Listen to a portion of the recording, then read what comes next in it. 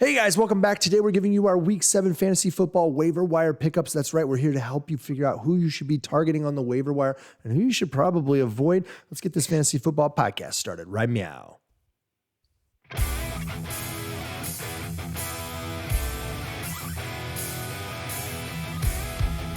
Hey everyone, welcome to the Fantasy Football Upside. I am Justin. That is Kyle. That's right. Thanks for dropping by our Fantasy Football podcast. And That's YouTube right. Channel. You kind of sound like right. yeah. We're back. Yeah, you kind of sound like the game show host going there. Yeah. Hey, I could do that the whole time, Kyle. Trust me. Yeah. Let's not do that. No, we want to keep people watching. Well, we're going to keep watching because every week we're going to give you the players you need to target on the waiver wire, which we are going to do for Week 7. Kyle, Week 7 is already here. How is it already Week 7? Insane. It is insane, man. But we're going to be here to kind of help you guys find those players, find the value in players that maybe other people will overlook. So follow along so we can help you win that championship. What you got, Kyle, right before we get run? Hey, as always, I'm always telling you, if you like this sort of stuff, if you like a couple idiots talking about fantasy football, finding those deep nugs, right? Those deep nuggets, those little things that are going to help you win your championship along the way. Hit that like button down below. Help us get found by other people. And you know what? If you don't like us, then you should definitely hit that button and share us at the same time. That way you can, ruin your teammate or your league mates' dreams, right? And while you're there, you know what? While you're down there, go ahead and hit that subscribe button. And you can also hit that bell. That way you're notified every time we go live and every time we upload an episode, which we do go live at least once a week. We're trying to hit 2 times a week. It's been a little bit tough because both of us are on the road a lot lately. So, both road shows today. Yeah, we're road shows today. We've been bringing our stuff with us. So, hey, we're able to record and kind of keep the quality working a little bit, I think, here. So, hey, we're here to help. If you got a question, feel free to raise your hand down below, drop a comment and just say, hey, little help now. That's right, a little help.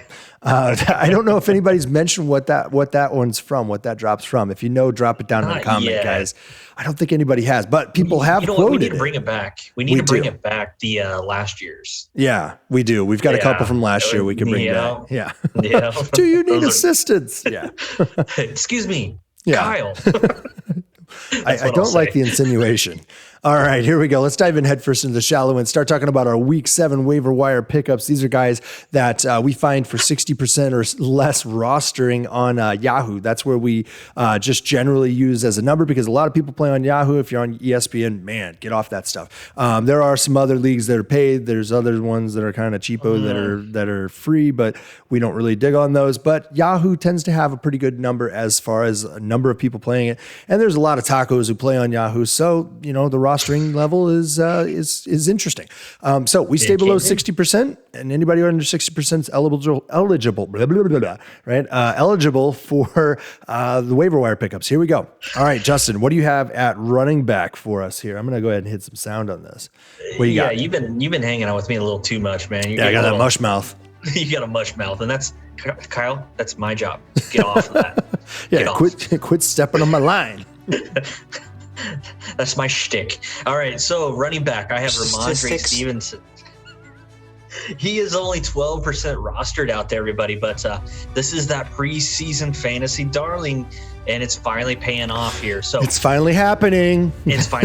So, I mean, of course, this is what's going to happen. Yeah. The very first carry that Ramondre had of the season goes for a fumble. And then let's just go ahead and spend the next few weeks in, Double B's doghouse. He got Belichick. No, did he ever? But he is finally seeing playing time because one of the other backup running backs, J.J. Taylor, dropped or had a fumble as well towards the end of the game, and he's in the doghouse now. But okay, back to Ramondre though. He saw 32% of the snaps and turned that into 8 touches, 62 yards, and a tutty last week. Damian Harris, I mean, he's the guy there. Unquestioned, but he's been banged up lately with chest, ribs, and now an ankle injury, Kyle. And I know you roster him in the league, so it's something to keep an eye on. So he is still the unquestioned leader, Harris is, but Ramondre is a good running back to have as, he provides great value if, Harris were to miss a game or two, or, potentially could have some standalone value here if they want to try to keep Damian Harris fresh moving forward. I think they're going to start trying to spell him a little bit. They're going to have to, at some point, rely on the rookie. That's not necessarily something that Belichick is always a fan of trying to do. But he's going to have to if he wants Harris available later in the season when they need him in the snow, because I don't think they're making the playoffs, but playoffs. That all you got on that one? That is it, man. All right, I got a running back for you. This one's a little bit more of a one-week wonder kind of deal, I think, though. That's Ernest Johnson for the Cleveland Browns. That's right. A different guy on the Cleveland Browns, right? He's 3% rostered, that big old 3. It's a 1 week fill-in most likely. Could turn into a couple more, but why would you want that to happen, right? Let's face it, you're desperate or you've seen a lot of injuries pile up if you're considering Johnson. So, Justin, make note here. Write this name down. Write that down. Yeah, because you are the king of the injuries and in our league, and it's not even close. That was a little obvious. So look, hey, Chubb and Hunt are both banged up. Looks like Chubb, I don't think he's going to go. Hunt, I think, is definitely out. They have a short week this week as well, so I think it's more than likely that neither of those guys ends up in the backfield. Just need to get them a little bit more rest. They'll get the mini bye then as a result of that. So, Johnson subbed in though for Hunt in the last week, and he only managed to get 1 carry. And it wasn't like, it's the very end of the game or something like that. It wasn't at all. So he only got 1 carry, but you know what? The difference is that he probably wasn't in the game plan that much.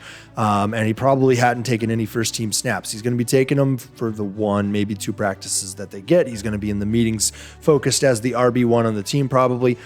So being that it's Thursday night game, hey, they're going to need somebody back there who can carry the ball and already knows the playbook a little bit, and that's Johnson. So don't bet on much value here. But if you're in a pinch and you need somebody who's going to get RB1 carries, you've got a plug and play guy right here, and this could turn into a grinded out game. I mean, look at who we've got. It's Denver and Cleveland, right? Yeah. This is defense on defense, so it could turn into just a smash mouth running game the whole time. Try to get the clock moving as fast as possible, and it could be a lot of carries for this guy. So could be. Yeah, absolutely. What do you have? No, wait, you cheated, right? You cheated again. I think this is the weekly cheating waiver wire for Justin now. I think that this is just, we might have to stick with it. Yeah, we might have to stick with this. You got 2 wide receivers, you cheater. So, all right, go ahead. Give us your first one. Because you couldn't decide. Give us your first one. Are you done? Yeah. All right, my first wide receiver. No, go ahead. I do have 2. You son of a gun, you. All right, I do have Rashod Bateman. He's only 21% rostered right now. This is the rookie first rounder. He finally made his debut last week, and he saw 6 targets. He only came down with 4 catches and 29 yards, and sadly, one of those drops was turned into an interception. So that is something where he is a rookie, everybody. And this is his first game out there. But on the brighter side, he did play 70% of the snaps, which is pretty darn good for a rookie coming from off of injury. And out of those 70% of the snaps, he had 22 routes, which isn't too bad in this kind of offense. There are 2 receiving options ahead of Rashod, and that's Hollywood Brown and Mark Andrews. But that is about it, as the old Lizard King, Sammy Watkins, is out with a hamstring injury. I don't know of any kind of return for him yet. And I think Rashod's just going to continue to improve. He'll provide some great depth to your roster. And he could be a startable player if and when Hollywood Brown misses a game. It's not something that we like to say or guesstimate, but Hollywood Brown is due for a few games every year that he misses for little snipe on the hammy. So it'll eventually happen, sadly. Yeah. All right. Well, I've got 1 wide receiver here. It's Darnell Mooney. He's 44% rostered. You know where he plays, right? I have just the 1 wide receiver. He saw 8 targets this last week, guys. He caught 5 of them. Not the greatest catch total, but he had Justin Fields throwing them the ball, so there's no guarantees as to what that looked like. But hey, he turned those 5 catches into 45 yards and a touchdown against a pretty beaten up Green Bay secondary, right? They had guys who were like 3rd and 4th string cornerbacks playing there. So I don't know that this is a stellar output that you can rely on going forward or whatever, but I think you can rely on the targets. He looked pretty good. Offense is still working on figuring out what it's going to be while Montgomery is out, which it's a couple more weeks still, right? I think he's on short-term IR, so he should get designated in the next. I think before next week, he'll probably get designated to return, and then they'll have another 3 weeks to bring him back. So it's crazy to say, but Mooney is Fields' favorite target ahead of Allen Robinson. My question is why, right? I mean, maybe this is why you're hurling interceptions 40 yards down the field into the end zone, Justin. Not you, Justin, but the other Justin. Justin Fields, right? His targeting is what really attracts me to him as a long-term opportunity here, because I think that he's really going to be able to turn that into something at some point. But it's going to be a little bit more matchup dependent. I wouldn't probably rely on him for anything more than a flex value going forward with an upside available of like wide receiver 3. But and that's strictly matchup dependent. But if you're picking up a guy off of the waiver wire, I'm hopeful that really that's what you're trying to get out of him anyway. You're not looking for anything more. So I don't see this targeting total dropping too much other than with the natural variance or due to some sort of injury, right? So I think it's a guy that if you can pick him up, I would go ahead and do it. He's available in just less than 50% of the leagues. So. Alrighty. So for my second. We froze up. There we go. You got it. That's what happens when you cheat. All right, here you go. You're back. I got AJ Green of the Arizona Cardinals, 39% rostered. Yes, it's karma coming back around, Kyle. Yep. That's what it is. Yep, that's what it is. For sure. But did you know AJ Green has finished as a startable wide receiver in 4 of the 6 games this year? So that means, Kyle, he's finished as a top 36 wide receiver in 2/3 of the games so far this season. Yeah, getting him away from Joe Burrow has been good for both of them. Yeah, that's actually quite true. Going from one of the lowest catch percentages in the league to one that's pretty decent. It's respectable. Yeah, it is respectable. And AJ is averaging over 5 targets a game right now, which in reality he's actually getting 6 targets every game except for just one. So he had 6 targets for every game, and then one game he only had 2. Kind of weird, but every other game it's been 6. So the Cardinals are bringing in Zach Ertz. There was a trade last week, but it is going to take him a little while to get acclimated to this offense. And AJ has carved out a nice little piece in this offense right now with the Cardinals and Kyler Murray. So look for him to see about 6 targets a game and continually average around 0.5 touchdowns per game, which right now is every other game for him. Like it's weeks 2, 4, and 6 right now. There you go. Evens. Play the evens. Maybe put him down on the bench for week 7, but you got to start in week 8. Yep. There you go. I mean, it's a rule. Numbers are numbers, man. Yeah. Well, hey. Statistics. All right, I'm going to go ahead and give you my tight end here. I've got Ricky Seals-Jones with Washington football team. He's 29% roster presently. With Logan Thomas out, guess what? RSJ has established himself as one of Heineke's favorite targets. Very quickly, I might add. And you don't even need to give him a Hooters VIP card to get those touchdowns, right? Those TDs. A little bit of Washington football humor there for you. There we go. Yeah, that's what you subscribe for there, gentlemen. Look, he's getting a good volume of targets for a tight end, and that is the key to the position. That's really what you're looking for.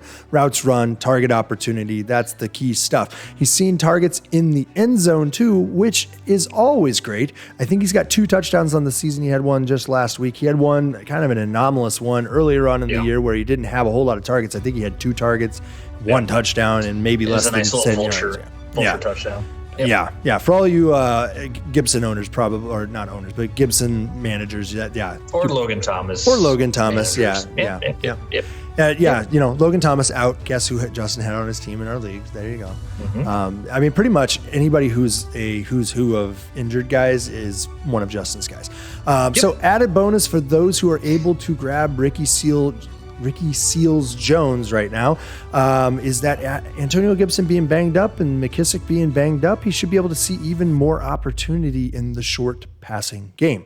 These are both guys who regularly participate in the short passing game, and so as a result, a little bit more focus should go back to the tight end in the outlet passing situations. So look for him to prosper as long as Logan Thomas is out. How long that's going to be, I don't really know. Hasn't really been much of an update with Logan Thomas, but hamstring injury, man, you just got to take your time on that. So you could still be a couple more weeks anyways. Yep. So for my tight end, are you all good on? Oh yeah, I'm good. Okay. Yeah. All right. Well, we got my man, big Mo AlieCox. He's only 8% rostered out there. He is the big former basketball player who's catching TDs again.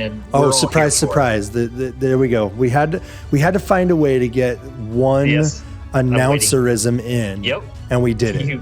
Usually it's the same one. Usually it's the same ones over and over. This time though, we got the former basketball player playing tight end. Or it's like, it's the former walk-on. He's posting up. It's just like he's playing center. It's just like he's playing center. That's all he's just got to run to the end zone. He's going to post block up. His guy out. Yeah. Got to block his guy out. Got to get those elbows up. You're good to go. It's turn the high and shoot. Point, Kyle. It's all about the high turn point. And shoot right there. Yeah. Jeez. Anyways, catching touchdowns at the tight end position is enough to be on this list, everybody. And he's got 3 on the season. Granted, one of those 2 of those touchdowns were in 1 week, but the tight end position, we talked about it, is just decimated with injuries. And Mo AlieCox is becoming a favorite of Carson Wentz down in the red zone. You have to look at it because Carson Wentz, for all those haters out there, has played. Uh-oh. You see, when you start trying to say something that you shouldn't be saying, it starts freezing up. All right, you got frozen up a little bit here. You're saying that Carson Wentz has been pretty good, pretty decent. We lost you there, Justin. I don't know if you can hear me. All right, we'll give him a second here to get back. I'm going to go ahead and move on here. He was talking about Mo AlieCox. All right, I'm going to give you our QB, and then that's the end of it for us there, actually, guys, is the QB. Justin will let me know when he's back here. I'm going to go into solo mode. Look, hey, I've got Jameis Winston. He is rostered 38% presently. You know what? Hey, I had 2 options here, right? I had to choose between a guy who's short-term or a guy who is the long-term option. All right, I think we got him back here. Let me get you here, Justin. I think we got you there. See, this is what happens sometimes when you do the road show. You got to count on hotels, internets. And it's always good times, man. Middle of nowhere. I started in on Jameis Winston. You want me to finish, or I could start back over after you finish up here on? You were talking about Carson Wentz, is what we heard last. I was talking about Carson Wentz on the fact that he is targeting Mo AlieCox in the red zone, and it's something you have to keep an eye on because for all the haters out there, Carson Wentz has looked pretty darn good this year. Yeah. I will note T.Y. Hilton did just come back from a neck injury, but. Let's to have injured his quad. And also another little thing out there, oft injured wide receiver Paris Campbell may be out for an extended period of time with a foot injury, man. That guy just has the unluckiest break. You know what, Paris Campbell? I did not roster you on my team, so it's not on me. It's not your fault. The one time it's not on me. But Mo AlieCox, he's not going to be like a huge volume target type guy, but Frank Reich has found a way to design plays so Mo can get up and get that ball in the end zone, just like we talked about, Kyle. So this will continue to happen moving forward, man. You're just going to keep blocking out those guys and keep highballing it, dude. Just for you, Kyle. Would you say he's deceptively fast? He's such a big guy. It could be somewhat surprising, right? It really is at times, man. But he does look just massive. He's 6'7", 6'8". Yeah. He does, and he's very nimble for his size. Very nimble. Yeah. All right, as I was talking about before, I've got Jameis Winston as our QB of this week. And like I said, I had 2 options here. One was the long-term option. One was the short-term solution. I chose to go with the guy I think is the longer-term option here. Tua would be the short-term option if you're looking for a name just this week, bye-week fill-in or something. Tua is the guy to go with, I think. As far as who's available generally in most leagues, Tua should be fairly available, and I would hope he's available. My goodness, if he's not. But anyway, they're taking on Atlanta this week. Who's not taking on Atlanta? That's Jameis Winston. He's got a good little 4-game stretch coming up here, guys. He has good/great matchups the next 4 weeks, and then tougher matchups for about 4 weeks. He might have one that's okay mixed in there. And then he has a nice schedule for the fantasy playoff season. So, I would check it out there. It might be something that appeals to you. It might be something where, hey, it's time to start stashing guys making that run for the playoffs because things should start shaping up over the course of the next couple of weeks. We're obviously not there yet, but if you are in one of those teams that has been very dominant this season, if you're looking at a 5-1 record or something like that, maybe you're 6-0. I don't know. I would be surprised if anybody is 6-0 at this point, but hey, could happen. But anyway, if you are one of those dominant teams, I would start considering stashing a player or two here or there that has a great playoff run available to them, and see what you can get out of that. I would say with Jameis, though, you should look to see the ship kind of moving in the same direction as what he put in right before their bye week. And I trust Sean Payton to put Jameis Winston in the best position to make fewer mistakes than he usually does.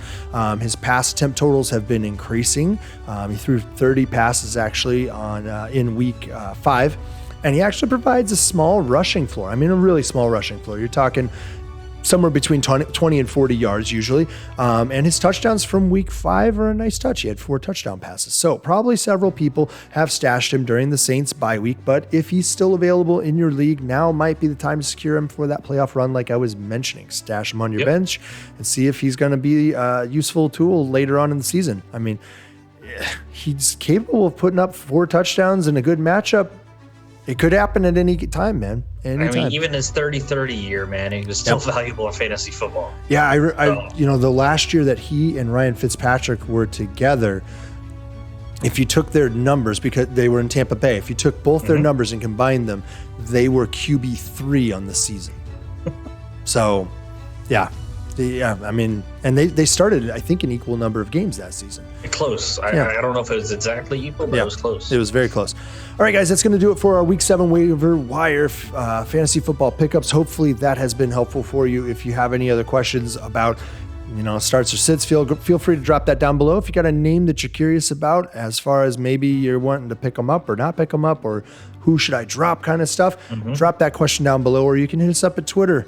We've got our handles all over the screen here. We're at FFB_upside, or I'm at Kyle_the_upside, and Justin's at JW_the upside.